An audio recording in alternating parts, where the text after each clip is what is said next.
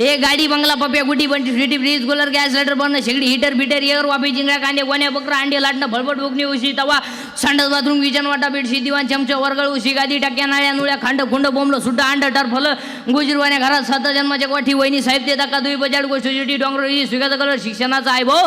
आणि बाई वाढेवया अरे तू झोपडीत राहतो बाईला वाढे बोलतो म्हणजे पागल आहे का काय राहायला घरकुराच अर्ज गेला बायला वाड्या बोलतो काय माणूस बाई वाड्याचे अजून घरकुन मंजूर होते अजून तर असं काय करतो नाही सगळं बास आहे बास म्हणून तर आपल्याकडे माणूस मेले असं करतात बा ती दाव्याची भाषण करणारी माणसं असतात ना लय विचित्र महाराज बरं दाव्यात नदीवर का म्हणता माहिती का त्यांचे दुःखद निधन झाले म्हणजे तर आनंदाच होतं का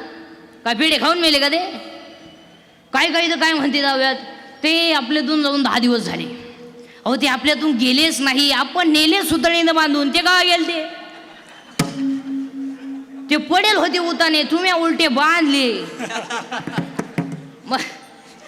म्हणून तर आपल्याकडे माणूस मेले असं करतात पा गंज उद्योग केले निघा गंज गावाची वाट लावली निघा तो मेलेलं म्हणतो कस काय जाऊ माडक्याला म्हणतो माय माझा कस काय जातो मी नाही का पुढं तो मला तो दिसला पाहिजे ना मला माडक्यात धूर काला गेलाय धुरा पण इकडे तिकडे जाऊ नको बरं ते दाव्याचे आलोच भाषण करण्याची मायकोर माणसं असतात ना लय विचित्र महाराज बरं ते जवळ माणसं बसले ना चान्स नाही बोलणार लांबून आधी जवळच्याला प्राधान्य द्यावा मग लांबच्याला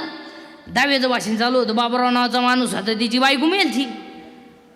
आणि ती चप्पी करून बसेल होतं भाषणाचे श्रद्धांजली चालू होत्या